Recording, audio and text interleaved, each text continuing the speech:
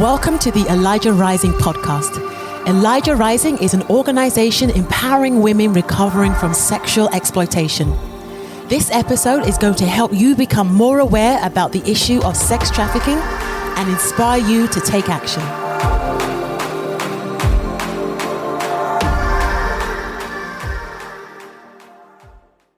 Hey, welcome back to the Elijah Rising podcast. I'm your host, Micah Gamboa.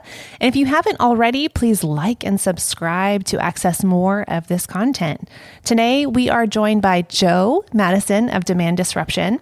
Joe's actually had the immense privilege of being on our podcast for multiple times. Every time I'm on, I look for my plaque. Like, I was first. And now I'm the first one to do 4, and y'all just keep moving the room instead of putting the plaque up. Well, so I know what you're doing. Different venue, but yeah. Keep you on your toes. It's an honor. I'm just kidding. We do really appreciate you on our podcast. You have a lot to say, especially as it relates to the demand side, which is a really unique, the men who are buying sex. I mean, you're working to mitigate those situations. And without your work, our work is essentially fruitless. So we really love this partnership. Yeah. Glad that you're here. We are grateful for it as well. And especially today, we've got a lot in common for this subject. Yeah. Well, we have some stories to tell. We're going to just do a deep dive. We're going to go ahead and jump right in. Today, we're going to be talking about the impact of technology, especially as it relates to buyer behavior. So, 5 years ago, we're right at the cusp of our anniversary. Demand Disruption and Elijah Rising did kind of a joint venture where we targeted what would have been the nation's first robotic sex brothel coming into Houston. So can you tell us a little bit about that? Yeah. Listening to you describe it, I've probably said it 100 times since October is when we'll get into things started moving at the city level. But yeah, September 21st, 5 years ago, we really started to talk about this because it came into our attention. And when I talk about it, I explain it, but hearing you say it, it makes me kind of sit there and just absorb it a little bit. And by that, I mean the nation's first. Yeah. So before we even get into the details of this, this person who had business success in another country with this type of format, a robot sex brothel, said, I'm going to bring this to America. Yeah. And then he said, where will I take it? Where will it be most successful? And Houston was the top of his list. Little market research, probably. Little Google searching, and Houston came up as number 1. That's hard to take for a Houston boy. This is my town, and so that in and of itself is really an indictment with what a hypersexualized culture we live in America, and then for us to be in his mind the most fertile market to bring this to. Now, before you go any further, I know that there's listeners out there who are like, wait, I'm sorry. I don't even understand. What are you talking about? A robot sex brothel? What is that? Can you define that for us? Yeah, those 3 words don't really make sense unless you've got context. A robot sex brothel is essentially, this person's intention was to sort of circumvent sexually oriented business ordinance by saying it's a retail store. We sell these. And so he wanted to open up space in a retail space. But his whole business model was around renting the robots while you're there to decide what you want to buy. I am really tiptoeing, but it is hard not to get graphic talking about some of the things we discuss on a daily basis. But essentially, it was this end around to have a brothel where you could act out with AI robots. Yeah, and they would learn. These bots, like you said, they're AI, so they're learning about the buyer's preferences once they purchase it, and that is a whole nother conversation that we can have. But I just want to clarify that for our listeners as well. Yeah, definitely. So just going back, had an interview with ABC 13, talked with them about this threat and why it was a threat. And we didn't really even talk about the robots. We talked about, I said, yes, right now this is a hot button and it's got everybody upset. But that's today. Tomorrow will be AI or VR. Yeah. And in that interview, I also mentioned to them, look, we're standing in front of a building that has an illicit brothel inside of it. It's a business building. And I said, please work that into the interview. And they didn't mention it. And to me, just kind of stepping back from the entire issue, it all comes down to demand. Yeah. The demand for something illicit, whether it's robots, whether it's people. And we are still kind of coming to grips with it even 5 years later as a community of what that really means and how to address it. So we found that media and the public it garnered a lot of attention, and people's ears were pricked up like, I'm sorry, what's happening in our city? This is trying to come in. And it was a little bit, I don't want to say easy because it wasn't easy, but it was easier in a sense to keep something from coming into the city than, from being launched than all of the proliferation of what we say is already going on, right? The illicit massage businesses. So can you walk us through kind of the progression of an order of events? Yeah. How did we even keep that from happening? What steps did we take? We're not particularly like skilled people and anyone could do this. So right. how did we do it? Yeah, and there's a parallel there. The illicit massage businesses that are operating now, they open as massage businesses that are legitimate. So they're doing the same thing. They're trying to circumvent.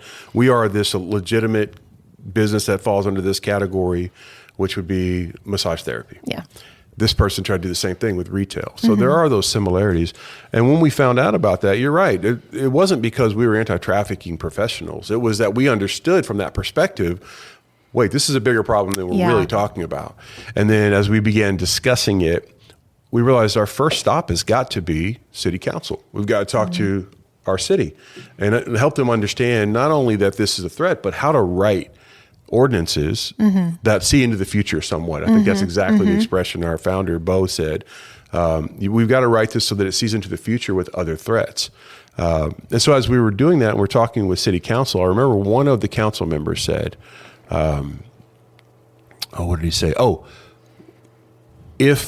If these places pop up or whatever, we've got cameras. We can help kind of find if people are going in and out of there. And he was talking about, I think, the buyers in this type of facility.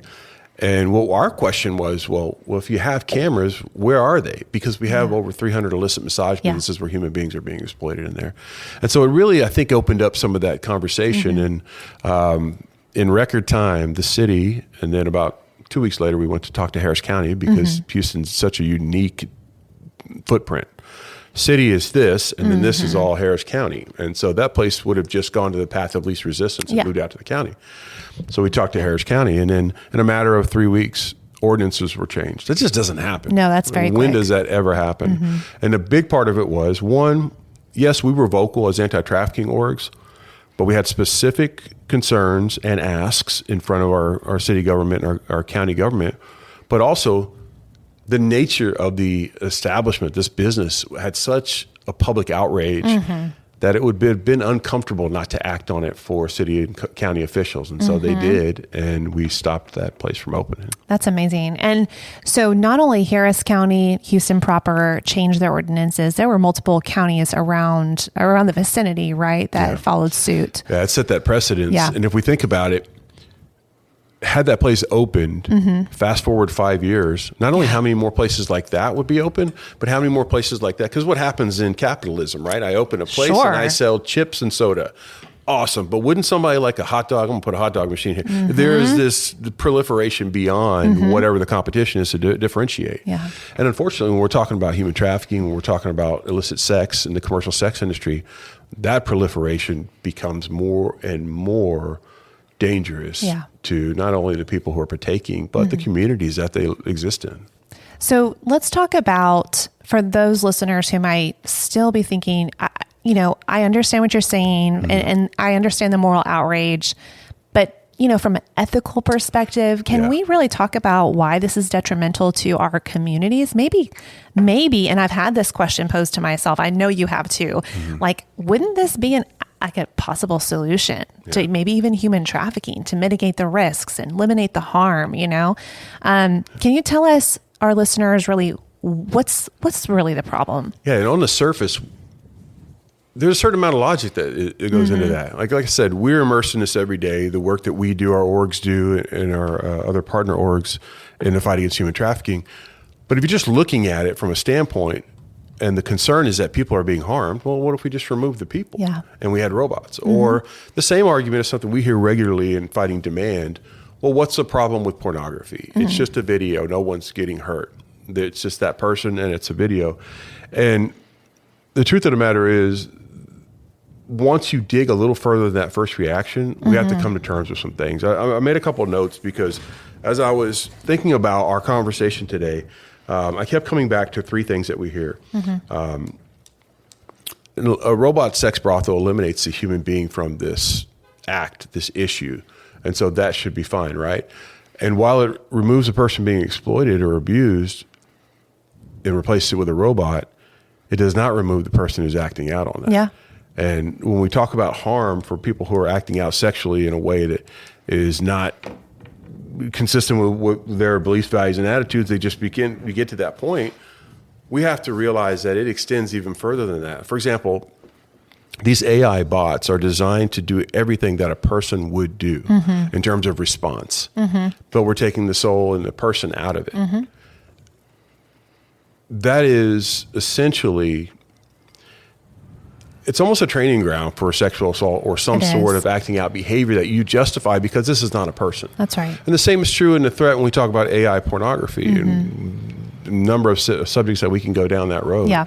And so when we understand that there's a ripple effect. And that's one of the things that we brought to City Council and to our county, and realizing that this type of relationship of having sex with an inanimate robot that is animated and simulates a human being is really not that different than the ways that we see others act out in these smaller ways, and then after a while that's not enough, and then it escalates and escalates.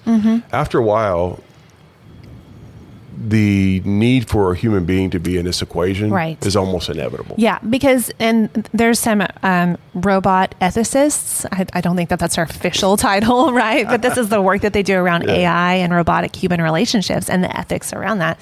And they have said repeatedly, I mean, if artificial means were a way of mitigating or even satisfying these kind of sexual desires or urges or whatever, then we would have seen that happen already. That's right. Right? We already have which I won't go into, but we have a numerous buffet of things to do that already without having AI bots. And so what they also continually say is, like, studies do not show that it decreases or mitigates or even like detracts or turns away the desires, the urges. And a lot of these buyers are finding that it's actually increasing. Yeah, and that's exactly where I was going to go with this. So our work with over 600 men at this point, either at the point of arrest or after conviction, is to help them rehabilitate. But in that process, we're very specific to learn about how they got there in the first place. And that work continually tells us, for example, if someone's buying sex, while not everyone who watches pornography is going to go buy illicit sex, almost every man that we've ever talked to has a porn issue. Absolutely. And there was a cause and effect. Right. What they saw, this dominance, this complete elimination of any intimacy, or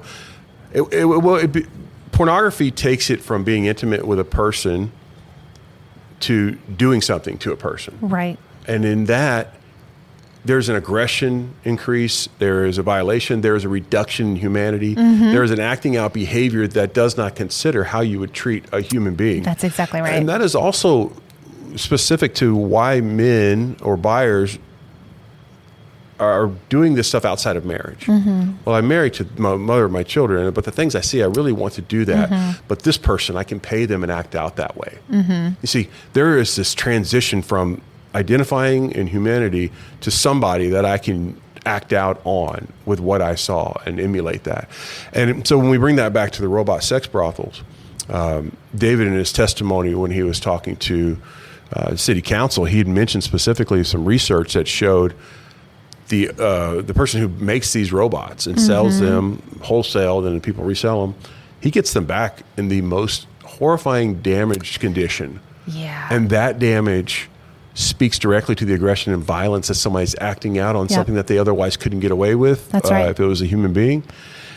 And so I take that and I put it right alongside just decades now of research of talking to prostituted women about what they experience in their life. And 100% of them say that they experienced abuse. And then that will range from rape, assault, verbal, whatever. So many things. Absolutely. You'll hear it with your overcomers and survivor that you work with. And when we understand that parallel, we have got to come to terms with it's not about replacing a robot with a human. The behavior, the acting out behavior, will be visited on a human being at some point. Yes. And to that point, I don't know if our listeners know this, but in 2017, the House passed HR 4655 about pedophilia and child sex dolls. So the same thing, but in light of this. And they were saying the exact same thing, that studies are showing that it doesn't mitigate harm to children. It actually reinforces it, because your brain, you're literally reinforcing and legitimizing this rape, this harm, this sexual abuse. Yes, it is, without consequence and without consent. That's right. And it builds, here's another piece of just sort of psychology and what we understand from buyers. There are all these levels of justification, things that they're okay with. And then I see something that, oh, no, I would never watch that. Yeah. 3 months later, they're watching that. Yeah. Because the familiarity, the normalcy, the things that you're talking about. So now let's add AI. Let's add this excuse, this justification that, well, it's not a person, so this child, like sex doll, or this computer-generated image of a child. Yeah. No child was harmed in the making of this video. Right. We have to come to terms with what we're really agreeing to. Yes. What we're saying is, well, that's really no big deal. No, it's conditioning. It is. There are so many ways that we talk about pornography conditioning the viewer. If you watch pornography, your brain will associate sex with that video and your acting out behavior because of that cause and effect. Yeah. There is no mystery why the erectile dysfunction industry, which that's a medical disease, a medical issue for a lot of people. So it's not making light of it whatsoever. I had a lengthy discussion with the urologist, talked to him about, tell me some of the men that you're seeing come in. I see 20-somethings coming in with ED, and I'm telling him, you have nothing physically wrong with you. Yeah. This has become a psychological problem because of the conditioning. So I kind of exited off the ramp. Let me come back on the freeway where we were talking about. It's that conditioning. So having a doll or having a person, removing the person does not remove that behavior being acted out at a later date. No, I completely agree. We could talk for hours about this particular subject. We'll have another episode following this one for our listeners who are still interested to talk more about the harms or the potential harms, the potential uses of AI and VR as it relates to the pornography and ultimately sex buying industry. So I just want to thank you so much for your time, Joe. We really appreciated you here on the podcast today, and we will have you again. Y'all, it's such an ugly thing to look in the face, and this podcast does that and is willing to do that, and I'm genuinely honored to get to talk about difficult things with people that I know want to handle it responsibly, with love and empathy for the people who might be going down that path and not even realize it. Yeah, that's good. And so this is crucial. So if you see this podcast and you learn something from it, it resonates, share it. It's a difficult subject, but people need to understand it now so that they're not experiencing it later. Really quick, can you tell our listeners where to find you, where to find your organization? Yeah, so demanddisruption.org is our website. Demand Disruption on social media through Facebook and Instagram. You can find us there. And as you follow us, you're going to see insight into buyer behavior, essentially like any other industry or market, what's driving it. And it's demand. How do we address that? Not just at the point of arrest or after arrest, but how does demand disruption work with a 14-year-old kid who's been addicted to pornography for 3 years? Yeah. Because they've had that access and their brain was not ready to try to make sense of it. So, those are a few places we can find us. Awesome. Thank you again, Joe. We really appreciated you. If you've enjoyed this podcast, learned anything, like Joe said, please share it. Subscribe to access the content. We will see you next time with Joe Madison. Thank you for joining us today for this episode. If you were inspired by this content today, please share, rate, and leave a review. Also, please consider making a donation at elijahrising.org/donate. Your support helps us continue the vital mission to combat sex trafficking. Until next time.